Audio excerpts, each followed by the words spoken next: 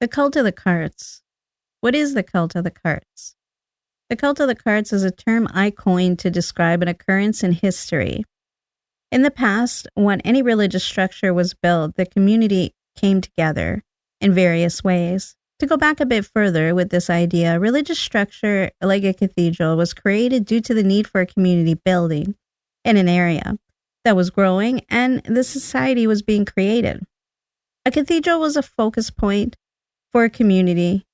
It raised up around the local community. Thus, it was the community that made this project happen and had a lot to do with it being finished. It can be said that the bigger and more elaborate it was, that the community around it was larger. The smaller and less extravagant a cathedral was, would suggest that the community around it during its creation was smaller as well. The creation of a cathedral in an area was an extraordinary outburst of religious enthusiasm. The cult of the carts was formed due to the need and want to create a cathedral. When researching the history surrounding a cathedral, some cathedrals' histories are easier to find an occurrence of the cult of the carts than others. The larger the cathedral, the easier it would be to find remnants of a cult of the carts. Also, I have found that this phenomenon was more prevalent in the Gothic style period of the cathedral construction. In this video, I will be using Chartres Cathedral in France as a backdrop to an example of what I like to term as the cult of the carts. Occurring during the construction of this cathedral, I believe there was a cult of the carts. Building Chartres was a burden for France economically. Funds were raised in a variety of ways in order to fund the construction of the cathedral. Some ways of funding the construction of the cathedral were revenues from vast agricultural estates, taxes levied by bishops as temporal lords, and sugar set aside annually.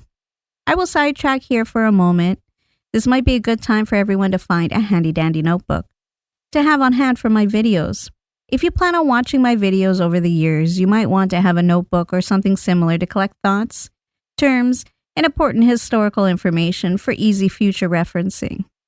This concept of setting aside sugar annually by the community in order to use it to raise funds for the building of Chartres and other cathedrals is one of the first instances of using the income from the selling of sugar to pay for a community project or need. This idea, concept, or thought will be important in other future conversations we have on history, especially when we delve into the history between the 15th and the 19th centuries. Now, getting back to the various ways revenue was raised for the construction of the cathedrals. Another way to raise revenue for the building of a cathedral was the canons of the cathedrals. These were the members and governing body of the cathedral. These members would set aside stipends for a predetermined amount of years to go towards the building or repair of their cathedral. These people within the community of Chartres went without their stipends for 3 years between 1194 and 1197. This raised money for repairs after a fire. Stipends was a regular sum of money paid to many religious, academic, and apprenticeship types in history from various organizations. The fabric in cathedrals, such as tapestries, clothing used for services, etc., were mostly paid for by pilgrims to the cathedral and local laymen. The wealthy, more than local kings and noblemen, gave money and donations to the construction of the cathedrals. These families liked undertakings where their family names could be attached to a project, such as within the stained glass created for cathedrals. An example of Chartres is the north transept windows that were donated by Queen Blanche, mother of the sainted crusader Louis IX. Some groups that regulated various religious or social associations within the local community donated to the building of cathedrals. Also, local guilds for various craftsmen and tradesmen donated to the building of cathedrals. One of the guilds that donated to Chartres Cathedral was the Guild of the Furries. They donated a window with scenes of the story of Charlemagne. He had been the original owner of the Virgin's tunic. This was Chartres' most prized relic. The exploits of Charlemagne and his knights are depicted in an elaborate interlocking composition. The cult of the carts was also a group of people that donated to the building of cathedrals. At Chartres, this group, I call the cult of the carts, grew to over 1,000 during the building of the cathedral. As a whole, the community surrounding Chartres grew to 10,000 during the building of the cathedral. As I was saying a bit earlier, cathedrals were the center of a community during the Middle Ages. The medieval period ran from approximately 1000 AD till approximately 1500 AD.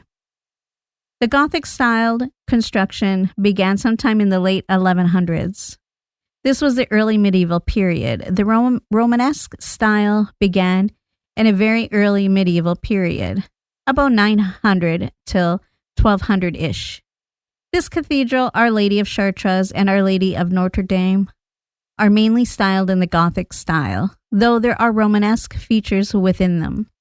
I like to use these two cathedrals when talking about these grand cathedrals around the world because these are like twin cathedrals in some senses. They have similar features in sections. They are also great examples of the Gothic style cathedrals. There are three types of Gothic style: Gothic, High Gothic, and Flamboyant Gothic. The local cathedral in an area was a focal point of the society's lives. Everyone's life revolved around it. Markets and fairs were held in and around it. Even justice was served and presided upon at its doors. The mercantile prosperity even depended on it. The markets were under the jurisdiction of the cathedral chapter. Even the local wine businesses was conducted and sold out of the crypts. When it came to the cult of the carts at Chartres, this cult would march silently towards Chartres. Within their wagons, they held food, wine, and grain, oil, stone, wood, and anything and everything they could find and spare to help build the cathedral and support the workers. A priest would go from wagon to wagon to counsel the occupants and those pulling the wagons. It should be known that oxen or horses pulled the wagons within these cults, if there were any. Though, if there were none, the people within the cult would pull the carts themselves. If anyone traveling in a wagon or driving or pulling a wagon refused the counsel of the priest, they were thrown from the wagon and deemed impure. Then they were excluded from the local community. The priest presided over the wagon for penance and confession. All ages were included. When the cult of 1,000 or more carts reached the cathedral grounds at Chartres, they arranged themselves like a spiritual camp. Through the nights, they would celebrate with hymns and canticle. During the day, the wagons adored.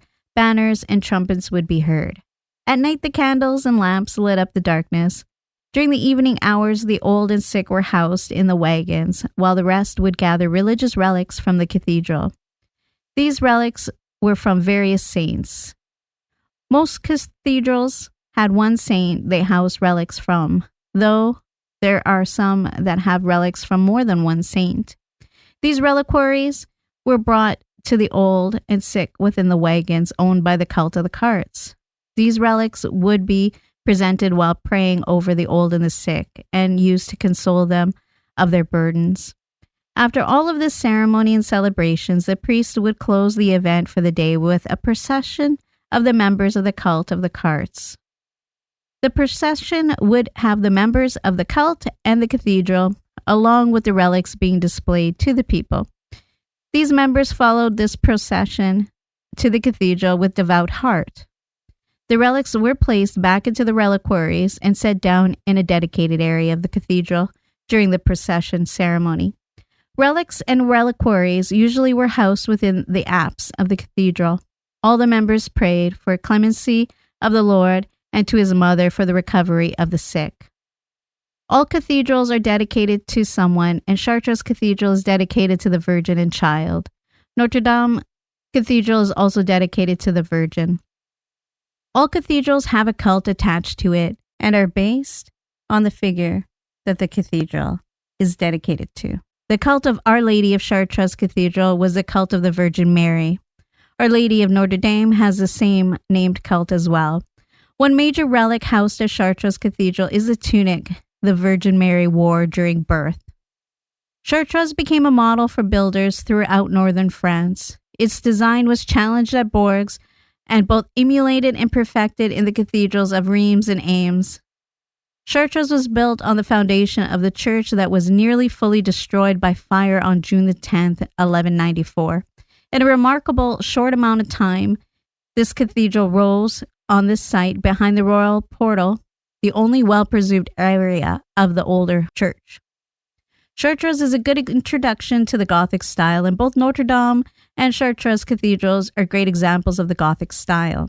I hope you all enjoyed this more detailed delve into Chartres Cathedral and the concept I like to call the cult of the carts. I hope to see you all on my next video. Enjoy and talk to you all soon.